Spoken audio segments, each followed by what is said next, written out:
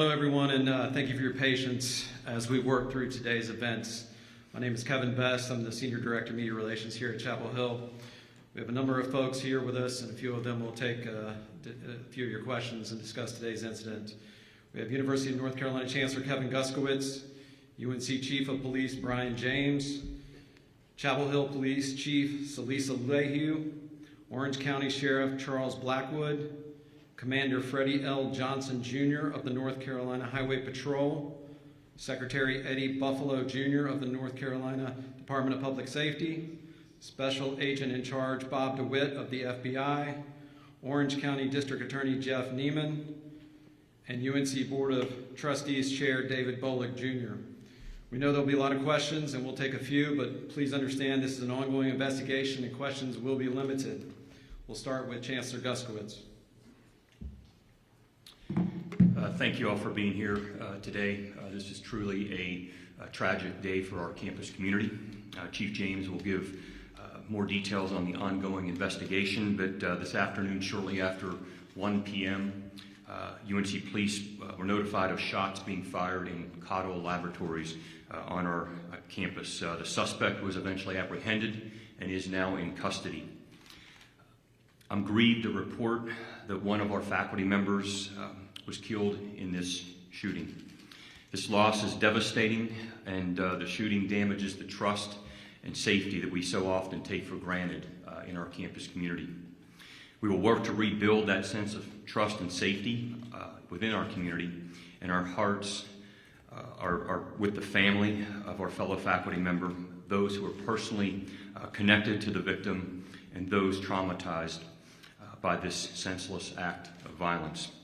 In response, we have canceled classes for the rest of today and have canceled classes for tomorrow. We've sent an email with resources for our students, faculty, and staff. More information will be provided on additional services for our campus community. I'm grateful to our Emergency Operations Center, UNC Police, for managing this situation so effectively and keeping our community safe. I'm also grateful to our faculty, staff, and students for their effective cooperation during this event today.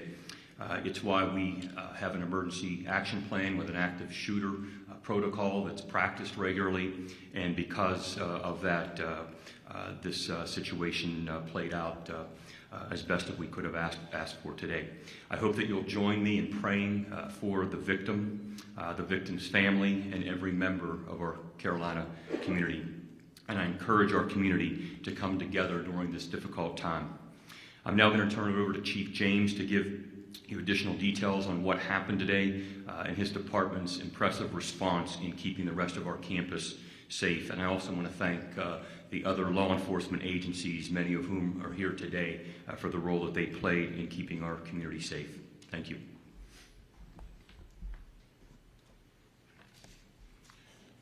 Thank you. I'm Brian James. I'm the Chief of Police for the UNC Police Department. I thank you for being here this evening. And thank you, Chancellor Guskowitz. I also want to offer my sympathy to the victim in this incident and express my empathy to the entire UNC and Chapel Hill community. I'm very sorry to be standing before you today in these circumstances. It's a day we trained for, but we hope it never comes. I know there will be a lot of questions as we try to answer as many as possible, but please understand this is an ongoing investigation, and there are many questions that we will not have the answers to at this time. I want to start by confirming, as the Chancellor did, we do have the suspect in custody from today's active assailant incident. At this time, we are not releasing the name of the suspect, as formal charges have not yet been filed. We are committed to conducting a thorough investigation, and we will provide as many updates throughout the process as we can. The FBI is providing assistance with multiple resources, including victim assistance and the evidence response team. The Cottle Lab, which is the location of the incident, will be closed until further notice as evidence is being processed. We want to ensure that we gather every piece of evidence to determine exactly what happened here today and why it happened. It is too early in this investigation to know a motive for the shooting. We will be working with all the law enforcement agencies you see represented here to uncover every fact available. That will take time, So we ask in the meantime that you continue to express your warm thoughts to the UNC Chapel Hill community. This investigation will continue for several weeks, but here's what we know right now. UNC police received a 911 call at 1:02 p.m. this afternoon reporting shots fired at Caudle Laboratory, located on South Road in near the center of campus. An emergency alert Carolina was issued, and the emergency siren sounded at 1:04 p.m., notifying campus of the emergency and issuing a lockdown. Upon arrival at Caudle Labs, police discovered one individual, a faculty member, had been shot. Unfortunately, as we have reported, this person is deceased. We will not be releasing further details on that person at this time, as we are working to contact all of this person's family and will be providing them with support and resources. This is the only fatality and no other injuries were reported. Based on witness information at the scene, UNC police were able to identify a suspect, and after a search of the surrounding area, this suspect was taken into custody at 2:31 p.m. The lockdown of the campus remained while police verified the suspect's identity and conducted a comprehensive search for the weapon that was used in the shooting, which at this time has not been located. I want to thank all the law enforcement agencies who responded to assist today. Their assistance was invaluable, and we could not have responded so quickly or so thoroughly without their help. So at this time, I'll turn it back over to Kevin, and I guess we'll take any questions. Yeah, at this time, like I said earlier, and like she said, we'll have a few questions that we can take. Obviously, ongoing investigation, only so many things that can be discussed, but if you have a question, please raise your hand. I'll point to you and identify yourself and then ask your question. So here's the left. Stephen Schlink, UNC East Carolina. We know that there's a car in the new Venable parking lot. Police did confirm to us that does have some sort of correlation to this event. Can you all speak to what kind of correlation that has to this? Yes, a car was identified. We do think that it is related to the investigation. As we said, we are still in the process of collecting evidence and conducting interviews, so I'm really not prepared at this time to say exactly what the connection is, but we do have that car identified as a piece of possible evidence. Yes, sir. Front row here. Yeah, so we heard from talking to students that they had some confusion during the day because between the time that you said the suspect was apprehended and the time that the all clear went out, that was about 2 hours, and students were being evacuated from some buildings before then, and said that they weren't really sure what to do next. Can you speak to the communication during this process and why that all clear took so long? Yes, so once the suspect was identified and apprehended, we still had to ensure that this was the correct person. So there was an identification process. We did not want to put that information out at that time because we weren't sure. Also, we were receiving a number of calls around campus about possibly having other victims.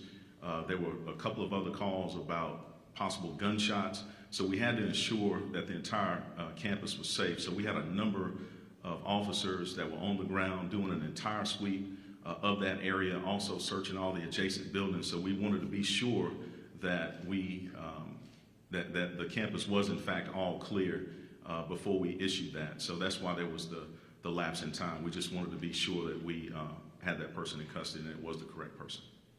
Okay, back row. Yeah, can you tell us the suspect and the faculty member was killed? Were they known to each other? Did they ever work together as a potential student? We don't know that information at this time. That'll hopefully be uncovered through interviews of the suspect as well as any witnesses that may be available. Chancellor, this is the second week of school. We've got new students on campus, returning students, and families all across the country are worried. What's your message to students and their families? This is really a time for the community to come together, and these tragic events sadly are happening across our nation. And again, it's why we prepare and talk about a sense of community. And so right now, that's what my thoughts and prayers are with obviously the victim and his the victim's family and friends and colleagues and students who are part of that department. And so we hope our students will access the resources that we're making available and come together in a really important way for the campus right now. As an observer, can you tell us about how the suspect was apprehended and where exactly he was apprehended? Were there any tips that came in? Were there any reports? So we did a comprehensive search of campus as well as surrounding areas. So at this point, I am not prepared to say how he was apprehended, but we are sure that it's him, and we were able to verify that. In the back row, right? I spoke with several students, one of them, and this is for Chancellor. She had said that the faculty had essentially told the students to make personal decisions on what to do next. She had said that she had hid in a closet. A lot of people were calling their parents saying goodbyes. I know you had mentioned that there is an active shooter kind of protocol put in place, but it seems that some of that maybe got lost in confusion today. And I know this is a scary kind of incident, but what is that protocol? And again, they were told that they needed to make a personal decision. I'm very pleased with how the protocol was carried out today. I had a chance to go over, along with the provost and others, to talk with the faculty who were there in the building at the time of the shooting and some of the students, and they're certainly traumatized, but I want to commend those who were in the building, ensuring that they were doing everything possible to ensure the safety of those students and faculty and staff that were in the building. And so, again, even the best laid plans, as you know, and protocols, sometimes they don't play out as you'd like to, but I'm very pleased with what we know at this point. We'll have an opportunity to review that, learn from the investigation and questions that are being asked, and certainly put improvements to that if need be. So. Back left. Yes, how helpful is it to have the suspect alive? Well, we certainly want an opportunity to interview the suspect if that's possible. And to actually have the suspect in custody, it gives us an opportunity to figure out the why and even the how, and also helps us to uncover a motive and really just why this happened today. Why today? Why at all? And we want to learn from this incident, and we will certainly work to do our best to ensure that this never happens again on the UNC campus. And I think that that information that we could glean from the suspect is very important as we move forward. Oh, okay. You said you're looking for a weapon. Is it a firearm? Do you know what type of firearm? Is it too early to tell if the suspect has legally obtained a firearm? We are looking for a firearm. It is too early to determine if the firearm was legally obtained, and not prepared at this time to say exactly what kind of weapon it was. Back row middle. And there were reports earlier this afternoon about possibly some other suspect being taken into custody. Was that an error? And can you kind of talk about what happened there? Yes, so there was another person that was detained, and we determined very quickly that that was not, in fact, the suspect. Here in the second row. Hi, can you tell me what criteria led to that arrest and then let go of that first initial suspect and why that mistake was made, or how, if you have any insight on that? That was based on just the description that we were given of the suspect and that person being in close proximity of the incident. Third row, Malik. I know you said you guys are looking to speak to the suspect to try to ascertain the motive, but is there anything that you can share at this time as to, what might have led to this? We really don't know until we speak with the suspect. That's my best answer I can give you now. We really do want to know the why in this case and what led to it. All right, this certainly won't be the last update we have, so we'll only take a few more questions over here on the left. Folks, we have some students right here in the front row who lived through this. Thousands out there who want to hear from you today. What can you tell them directly from the student body? First of all, I'm sorry because I know so many of you are feeling uncertain about your safety right now. And again, we have very good protocols in place. There's nothing more important on our campus than the safety and well-being of our community members, and certainly our nearly 30,000 students are at the top of that list alongside our faculty and staff. So we're here for you. I'm pleading with you to use any of the resources that you may need, and we'll come together as a community to ensure your safety and the safety of anyone who visits our campus here in Chapel Hill. Chancellor, can you specify what kind of training faculty and students get when it comes specifically to active shooter situations? Can you elaborate a little bit on that? So we have an emergency action plan, and active shooter training is part of that. And so we, about a year ago, we rolled out a program by which, and I'm going to ask Chief James to say a little bit more about it, along with Daryl Jeter, who I know does an incredible job of running our emergency operations center.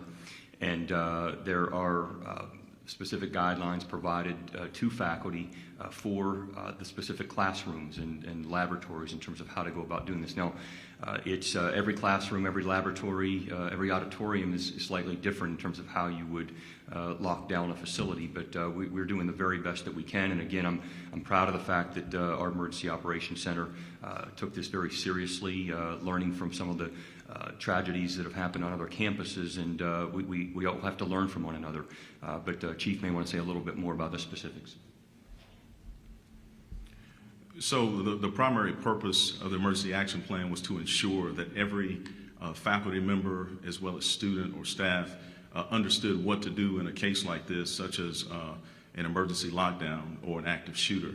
Another layer that we've done from the University Police Department, we've done a number of security surveys across campus to find out how to better secure various buildings on campus. As you know, the buildings range in age on this campus, and so each building can be very unique in how you actually lock it down. So it was important that every member of the organization of UNC assigned to those various buildings understands how to lock down a classroom or any type of structure that they're in, and know where the best places are to go in case of a lockdown.